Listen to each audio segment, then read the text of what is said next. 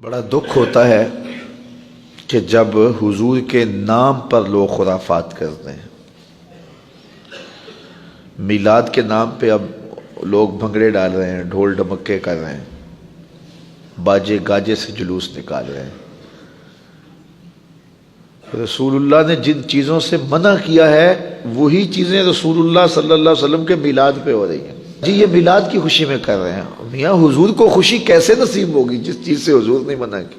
ہوا اس طرح ہے کہ یہ جلوس، یہ جلسے ان لوگوں کے ہاتھوں میں آگے ہیں جو غیر عالم ہیں، اور وہ اپنی مرضی سے پھر ان کو جس طرح مرتب اور منظم کر لیں۔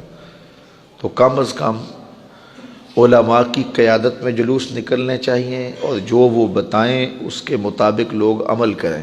اس کی فنڈنگ کا بھی طریقہ جو ہے وہ خوبصورت ہونا چاہیے۔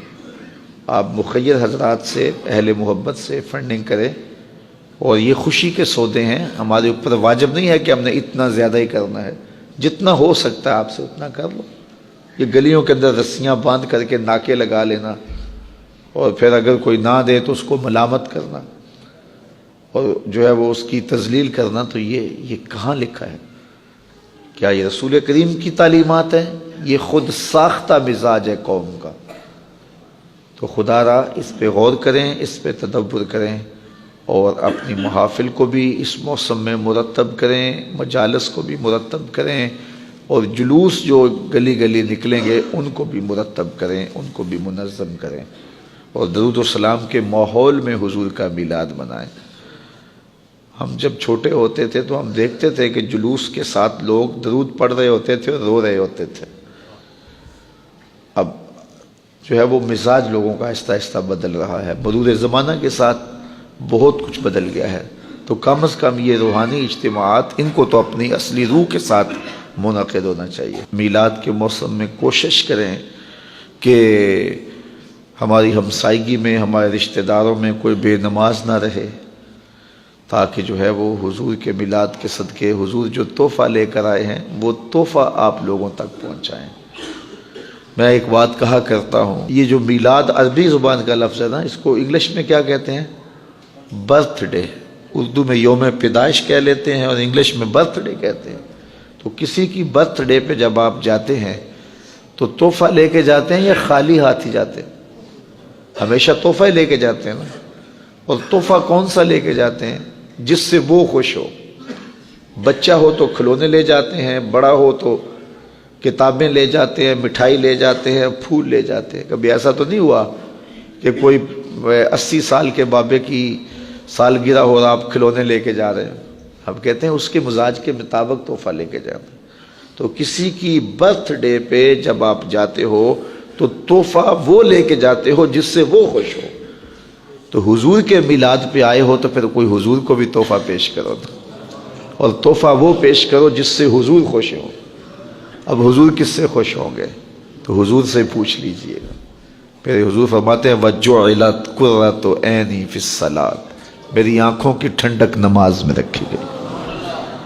تو اگر محفل میلاد میں ہم عزم کر لیں کہ ہم نماز نہیں چھوڑیں گے، 5 گانا نماز شعار زندگی بنائیں گے، اپنے رشتہ داروں میں، اعزاء و اقربا میں، اہل خانہ میں اس زور سے تبلیغ کریں گے کہ وہ نماز کے خوگر بن جائیں گے، تو آمنہ کے لال کتنے راضی ہوں گے۔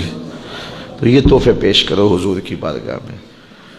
دوسری بات یہ بھی عرض کرنا چاہوں گا کہ میلاد کا موسم ہو اور ہمارے گھر کی چھت پر چراغاں ہوا ہو، لیکن ہماری گلی کے اندر لوگ بھوکے سو رہے ہوں، تو کیا آمنہ کا لال راضی ہوگا؟ ایسا کرے، اپنے رشتہ داروں اور اپنے اہل محلہ کے غرباء کی فہرست بنائیں، اور اس فہرست کو مد نظر رکھیں اور اپنی گنجائش دیکھیں۔ 10 لوگ ہیں آپ کی گلی میں، محلے میں، رشتہ داروں میں، 15 لوگ ہیں، 20 لوگ ہیں، تو پھر آپ میلاد کا تحفہ ان کے لیے تیار کریں۔ ان کی ضرورت کے مطابق دالیں لے لیں، آٹا لے لیں، چاول لے لیں، اور کچھ چیزیں لے لیں، بچوں کی چوڑیاں لے لیں، کپڑے لے لیں، اور اس شاپر میں ڈالیں، اور ساتھ عید میلاد النبی مبارک لکھیں، اور رات کی تاریکی میں ان کے گھر دے آئیں۔ میلاد والا رسول بڑا ہی خوش ہوگا۔ ایسے بھی میلاد مناؤ، دکھیوں کے کام آؤ، غریبوں کے کام آؤ۔